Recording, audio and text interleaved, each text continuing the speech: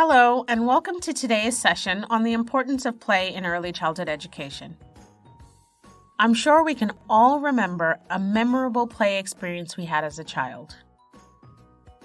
Research has shown that play is key to the way children learn. Professor Jeffrey Trawick-Smith, an expert in the field of early childhood education, states, play is one of the best predictors of social and intellectual development in young children. We will examine the various aspects of play in this session, namely, benefits of play, meaningful play, stages of play. There are numerous benefits of play. Play has educational, social, and therapeutic benefits for the developing child. Studies show that play can influence school success in 3 ways, through direct, indirect, and adult-mediated effects. By using play as the medium of learning, teachers can help children to build foundational skills in areas such as reading, writing, and math. Play also provides children with opportunities to socialize with peers, learning to communicate and negotiate through learning experiences. Additionally, play allows children an opportunity to navigate through difficult concepts they may be experiencing by providing them with an outlet to express aspects of their daily lives. This freedom allows for imitation and exploration of stress, trauma, and family conflicts that may be impacting the child. According to Trawick-Smith, we all know that play is an enjoyable activity, but perhaps what is not so evident is the fact that playing is essential to a child's learning and development. There are 5 essential characteristics to meaningful play. 1. Children should be able to make their own decisions through choosing how to play. When children choose how to play for themselves, they experience freedom in making those choices. They also begin to see connections between choice and the consequences or results of that choice.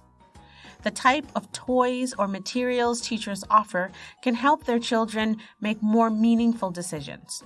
Open-ended materials can be used in many ways so children can decide for themselves how to use them. For example, a child can imagine a block to be a fire truck or any number of things. A toy fire truck, on the other hand, is usually used as a fire truck. Another essential component of play is that children are intrinsically motivated. This means that the impulse to play comes from a natural desire to understand the world. This play impulse is as strong as your child's desire for food or sleep. It is this intrinsic motivation that allows a child to regulate his or her own feelings and desires in order to keep playing. A third essential part of play is that children become immersed in the moment. In true play, children are so fully engaged that they lose awareness of their surroundings, time, and space. In this risk-free atmosphere where reality is suspended, children have the security and safety they need to experiment and try new things. Another aspect of play is it should be spontaneous, not scripted. Often, play is totally unplanned, which allows a child to impulsively make changes as needed. This sense of the unknown provides children with opportunities to develop flexibility in their thinking and decision-making, which is a vital life skill. Finally, play must be enjoyable. Play should always have an emotional response attached to it. Without this emotional connection, the experience is simply an activity. It's not play. Enjoyment is the direct result of engaging in play. Child play progresses through 6 developmental stages beginning in infancy. The first stage is unoccupied play, where infants play with seemingly no real reason. The next stage is solitary play. Children at this stage play alone and don't appear to notice others around them. The third stage is onlooker play. During onlooker play, children watch others play and may be curious and inquisitive about the play they observe. As children further develop, they start to play near other children, which is called parallel play. They start to pay attention to one another and often mimic behaviors observed. The 5th phase is referred to as associative play. This is when children start to ask each other questions and advocate for personal choice.